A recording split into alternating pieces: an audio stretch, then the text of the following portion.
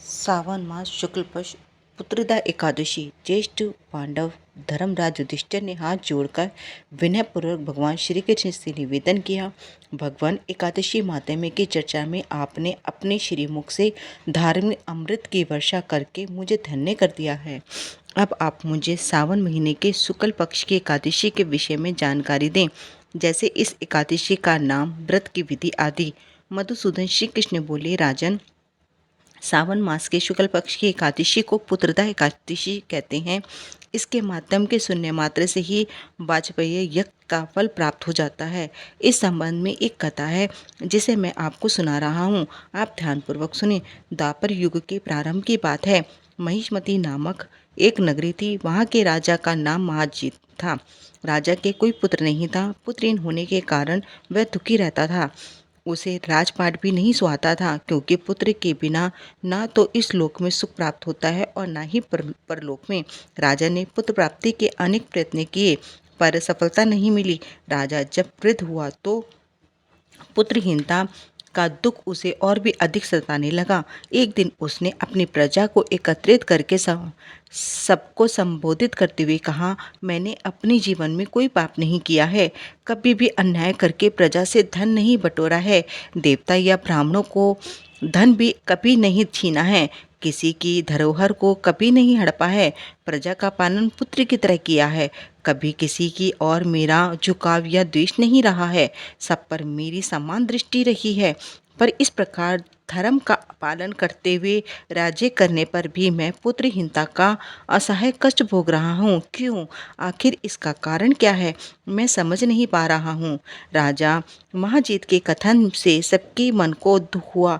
इस समस्या पर विचार करने के लिए मंत्री एवं अन्य गणमान्य व्यक्ति वन में गए और बड़े बड़े श्रेष्ठ मुनियों के दर्शन किए।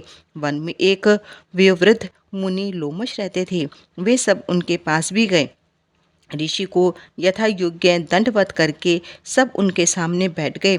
ऋषि के दर्शनों से सभी प्रसन्न हुए। उन्होंने ऋषि लोमश से विनयपूर्वक हाथ जोड़कर कहा, ऋषि, हम आपके दर्शन करके अपने को बहुत भाग्यशाली मान रहे हैं।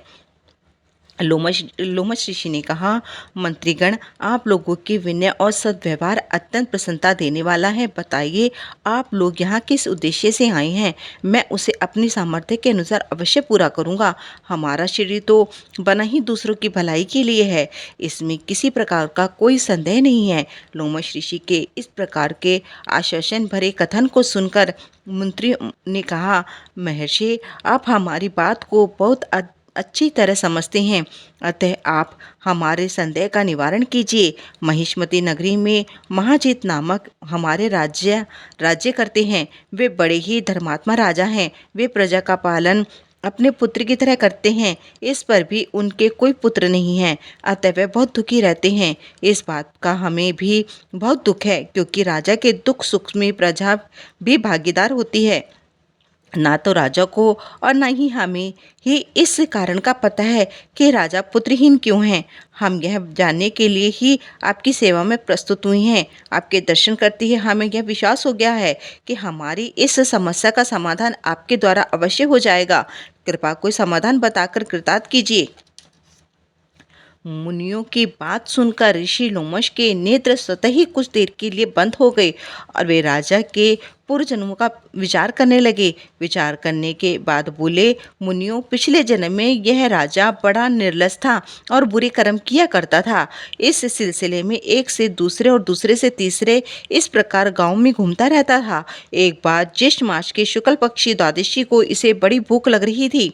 पिछले 2 दिनों से इसे भोजन नहीं मिला था। उस दिन यह एक तालाब पर पानी पीने गया। वहाँ एक गाय पानी पी रही थी। गाय उसी समय ब्याही थी। इस राजा ने उसे वहाँ से भगा दिया, स्वयं पानी पीने लगा। इसलिए अब इसे ये दुख भोगने पड़ रहे हैं। यह एकादशी के दिन भूखा रहा, अतः व्रत करने के कारण यह इस जन्म में राजा बना और प्यासी गौओं को पानी न पीने के देने के कारण पुत्रहीनता का दुख भोग रहा है। महर्षि लोमश की बात सुनकर मंत्री आदि ने कहा, महर्षि, हमारे शास्त्रों का कथन है कि पुण्य के कारण करने से पापों से छुटकारा मिल जाता है, अतः कृपा करके आप कोई ऐसा उपाय बताइए जिसे करने से उसके पूर्व जन्म के पाप नष्ट हो जाएं और उसे पुत्र प्राप्त हो जाए। उनकी बात सुनी तो लोमश ऋषि बोले, श्रेष्ठ प्रजाजनों, यदि आप सब लोग श्रावण महीने के शुक्ल पक्ष की एकादशी का व्रत और रात्रि जागरण करें और उसके फल का संकल्प राजा के नाम छोड़ दें तो आप लोगों के राजा को पुत्र हो जाएगा, साथ ही उसके सब दुख दूर हो जाएंगे। महर्षि लोमश के परामर्श को सुनकर वे सब लोग अपने नगर लौट आए और उनके परामर्श के अनुसार सबने विधि पूर्वक श्रावण मास की शुक्ल पक्ष की पुत्रदा एकादशी का व्रत किया और द्वादशी के दिन उसके फल को राजा को प्रदान कर दिया। इस पुण्य के प्रताप से रानी गर्भवती हो गई और 9वें महीने बाद उसके गर्भ से एक तेजस्वी पुत्र ने जन्म लिया। जिन्हें पुत्र प्राप्ति की इच्छा हो वे अवश्य ही इस एकादशी का विधि पूर्वक व्रत करें, तो इस व्रत के प्रभाव से वे इस लोक में सुख भोग कर परलोक में स्वर्ग का आनंद भोगेंगे। पुत्रदा एकादशी के व्रत में विष्णु भगवान की पूजा की जाती है, पुत्र प्राप्ति की प्रार्थना करते हैं, आहार गुड़ का किया जाता है। ओम नमो भगवते वासुदेवाय नमः। ओम नमो भगवते वासुदेवाय नमः। ओम नमो भगवते वासुदेवाय नमः। ओम नमो भगवते वासुदेवाय नमः। ओम नमो भगवते वासुदेवाय नमः।